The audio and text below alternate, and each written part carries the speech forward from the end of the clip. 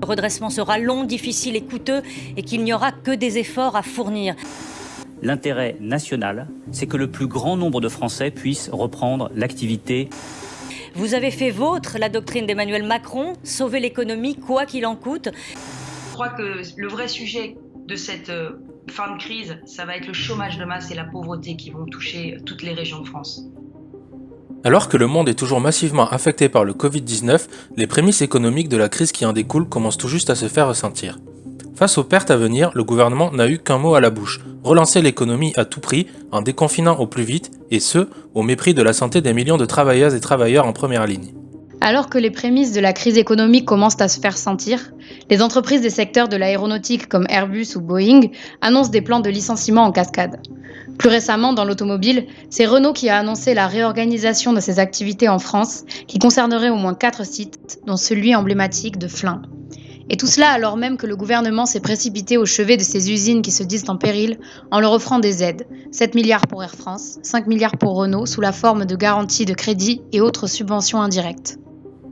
Alors que tous les voyants passent au rouge concernant l'emploi, l'État envisage de réduire progressivement le seul filet de sécurité mis en place pour les salariés, qui est celui du chômage partiel. Sans cette mesure, ce sont des millions de salariés qui pourraient se retrouver sans emploi.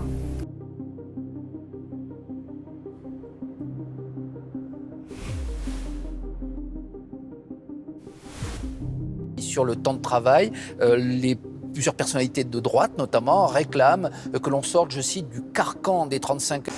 Et donc on baisse le temps de travail, on baisse les salaires proportionnellement et l'État compense une partie. Mais si on vous comprend bien ce matin, monsieur le ministre de l'économie, s'il n'y a pas un plan conséquent d'économie chez Renault, eh bien le mastodonte Renault peut disparaître. Oui, Renault peut disparaître. Face à cette situation, le MEDEF et l'ensemble des organisations patronales européennes prônent un effort collectif pour maintenir leurs profits. Suppression de jours fériés, fin des 35 heures et allongement de la durée du temps de travail hebdomadaire ou encore la destruction des acquis sociaux. Sous fond de chantage à l'emploi, les grandes entreprises qui ne souhaitent pas voir leur marge de bénéfice être impactée souhaitent ainsi faire en sorte que ce soit les plus précaires et les plus fragiles qui paient la crise.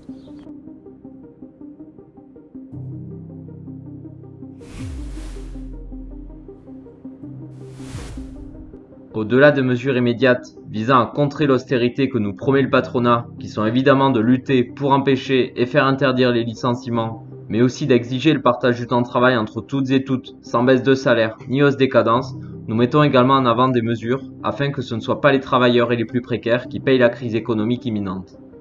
Il s'agit en effet de proposer plusieurs mesures d'urgence pour celles et ceux qui seraient victimes de la stratégie du patronat. Pour commencer, une augmentation des salaires de 300 € pour toutes et tous. Ensuite, le SMIC à 1 800 € net. Et enfin, l'égalité salariale homme-femme. Les maigres primes ponctuelles ne suffisent pas. Il est nécessaire d'augmenter le salaire des emplois les plus précaires, le plus souvent occupés par des femmes, qui étaient parmi les premières au front et se sont révélées indispensables durant cette période de crise. Le gel des prix sur les denrées de première nécessité, la mise en place de commissions de contrôle sur les prix et une indexation des salaires au coût de la vie. Face à l'augmentation des prix de denrées alimentaires, due à une augmentation des marges de bénéfice des grandes surfaces, l'État doit imposer un gel pour tous les produits de première nécessité, afin que subvenir à ces besoins ne devienne pas un luxe. Cela passe par la création de comités d'usagers et de travailleurs ayant accès aux livres de compte et se coordonnant entre eux pour fixer les prix. La création d'une allocation universelle à la hauteur du SMIC pour tous ceux qui se retrouvent sans revenus ou avec des pertes considérables, la gratuité des transports et de l'accès à Internet, la suspension des loyers et des factures d'eau, gaz et électricité pour les plus précaires, la mise en place d'un échelonnement des crédits et d'une annulation pour les plus démunis ainsi que la suppression des frais bancaires. Alors qu'une crise économique et sociale est annoncée, de nombreux travailleurs, retraités ou sans emploi, subissent déjà des situations précaires, voire de misère. L'État doit immédiatement leur fournir les moyens de survivre et geler tous les frais essentiels du quotidien pour les plus démunis d'entre eux. Face au recul historique que voudraient nous imposer le gouvernement et le patronat, il est urgent de s'organiser afin de préparer les luttes qui sont inévitablement amenées à avoir lieu et créer le rapport de force afin de refuser ces mesures d'austérité. C'est dans cette optique que le NPA Révolution Permanente t'invite à rejoindre l'un des nombreux comités virtuels qui se réunissent depuis déjà plus d'un mois pour militer ensemble et faire en sorte que le monde d'après puisse être à l'opposé de celui que les classes dominantes nous imposent.